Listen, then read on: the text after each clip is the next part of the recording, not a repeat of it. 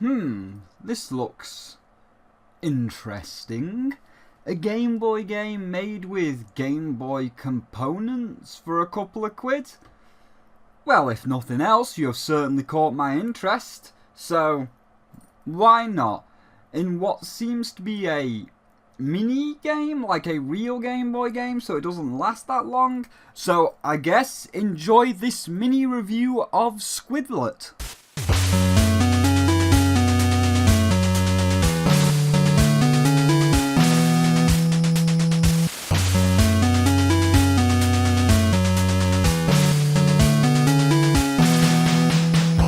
Like a real Game Boy game, there is next to no story. The local Squizzard nice, protects the village from the spoopiness of the Spoopy Castle, but Pheromosa is causing problems at the Spoopy Castle. So you need to go to the Spoopy Castle and deal with the spoopiness that Pheromosa here is causing. And yeah, that's it. I guess that is about the level of a Game Boy game, you know. Wario's taking your castle, get the 6 gold coins and kick him out. We're on about the same level, so let's have a look what's going on our way to and inside said Spoopy Castle.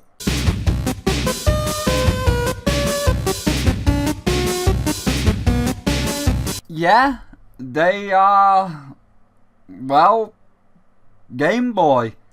4-bit sprites, check. Not much detail, check.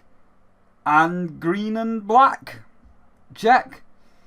So, yeah, if you want it to look like a Game Boy game, then a Game Boy game it looks like. And that's all I've got. What more do you want me to say? There's no style. He has no style. He has no grace. It looks like it says what it wants to look like. Even the game does not know what to say, so it's making fun of it by asking Squidlit why he's seen everything in black and green. You weird, weird squid.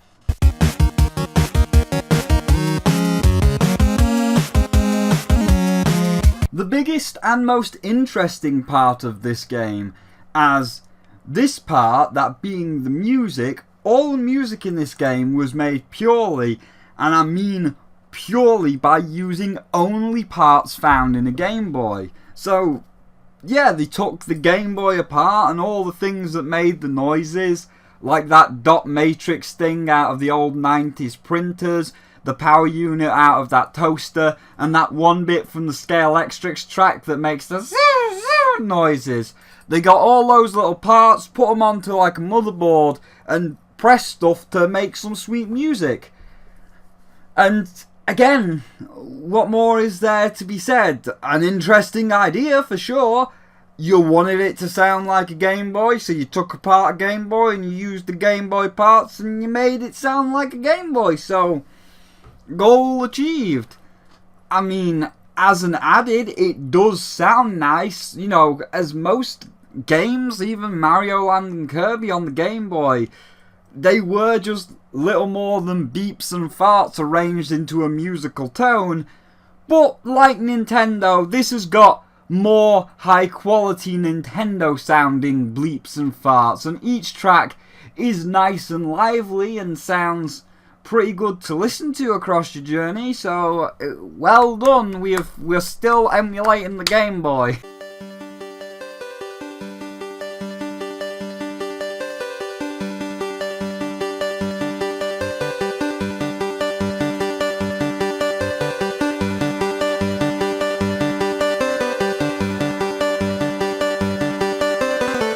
Man, this review is pretty damn hard. Again, it's a Game Boy game. Like Mario Land or Tetris, the Game Boy only has a D-pad and 2 buttons, so there's not much to it. Even more so here, as you only use 2 directions and 1 button. You move left or right and then use the A button to jump. A again to shoot a little bit of ink to dispatch an enemy if you're over it. So basically, move right and occasionally jump till you get to Tatanga. I mean DDD. I mean Pheromosa or Mosquito Girl from One Punch, whichever one takes your fancy.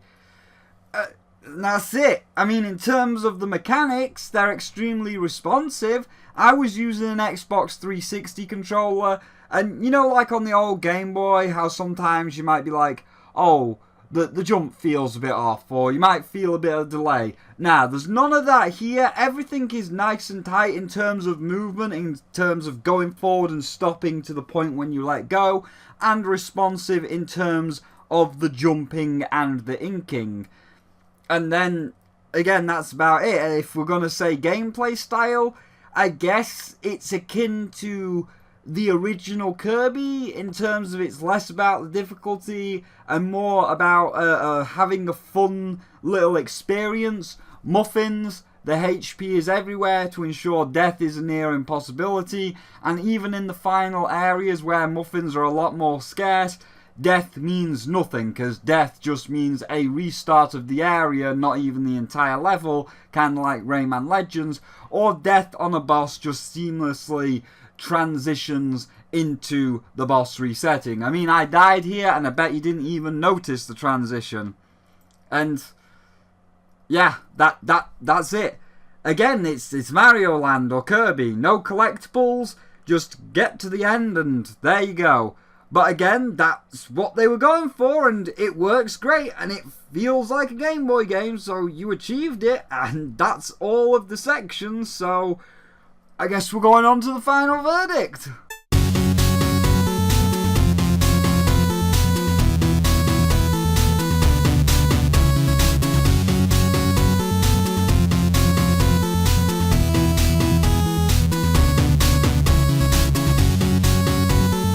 So the final verdict for you're a Squidlit now, you're a kidlit now, is... well, this is kind of a hard one, as it does do everything right, but a 5 out of 5, you know, that's for something special. That's for something that not only gets everything right, but also invokes things within you, like a proper piece of art, or something like that. So I would have to give Squidlit a really good 4 out of 5, as everything it sets out to do, it does fantastically. Gameplay, a fun Kirby-style relaxing platform adventure. Music, yep, that's Game Boy music. Graphics, yeah, they also look like it's on a Game Boy. And the price of £1.50 or $2 is perfect for the fun little game. And I see something in here, and I enjoyed it a lot, I really did. But it's only 1 hour long, and while a nice experience that if you have a couple of extra pennies lying around is definitely worth playing and looking at, after it was over, while the ending was totally worth it and very adorable, especially if you pick the hug option, after it was over, I was left with this feeling of, well, that was great, and I might play it again to show someone, but that's really it. Looking back on games of that era, i.e. Game Boy games, there's a reason they kind of died, as they were short shots in the wind that had nothing. They are today's equivalent of mobile games. A 40-minute to an hour bus ride or train ride. Not a real tangible game, just a fun distraction to distract you from that dickhead on the seat behind you, shouting at the top of their voice because they're nothing but a hoodlum. And, you know, I could equate this to a game that I played recently, Magikarp Jump. It's really fun, I enjoy it, and it's a fun thing to mess with on the train ride. I mean, that's not biased or anything, that's not because I am the queen of the Magikarps as well as the greatest dragon in gaming. But in all seriousness, after I've been on that bus ride, that car journey, that train ride, whatever it is, and I've messed with my little Magikarp, once I get back into the castle, it's time for something a little more impactful, a little longer, has a lot more details. And while I'm not against the idea of a Game Boy styled game, again, one that I think would work perfectly on the Nintendo Switch due to its portability, a lot of the fantastic games with that same style, like Stardew Valley or everyone's favourite Crusader with a spade sword, that are also in 16-bit, have that extra push of being 12 or more hours and have like one collectible or two collectibles to find. And Squidlit is great, and I think as a starting point it's fantastic, but it does feel like a demo of something greater.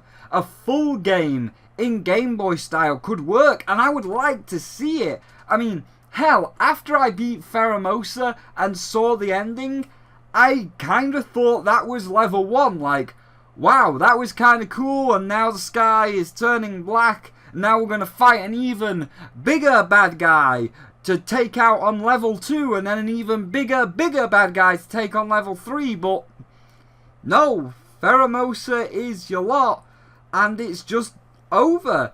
And I think that's where the 1 point gets taken away. You got everything right in hitting that Game Boy feel, and you did leave me wanting more, but that's the slight problem, as it was over too quickly, and beyond a playthrough and a review, maybe show it off again to somebody to see if they'd be interested in getting it. Beyond all that, that's all it is. It's something that you will enjoy and then you will never really touch ever again. But I'm very excited to see what this developer does next after playing it, as he got everything right and it was a great little experience, and now I want to see him elevate that experience to the next level. So while we're waiting, I mean, I've got other Game Boy style 16-bit games like Stardew Valley, which has that same retro charm, so I'll just sit here harvesting my blueberries and wait for the squid to come back round and see what its creator has got cooking up next. Nerdle, nerdle. I have to say, sir, nerdle, that is not how an accordion sounds.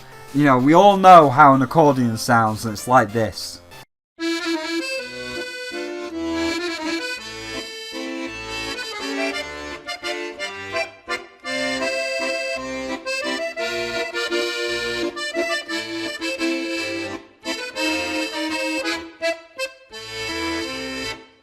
That should just be the soundtrack to this game. That should just be the soundtrack to every game. That's the soundtrack of the year. New Funky Mode? Forget New Funky Mode. When's he getting his own mode? When's he getting his own spin-off game?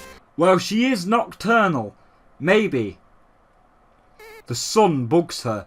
Either way, this will blot out all light. Say it because she wants to create night eternal, you know.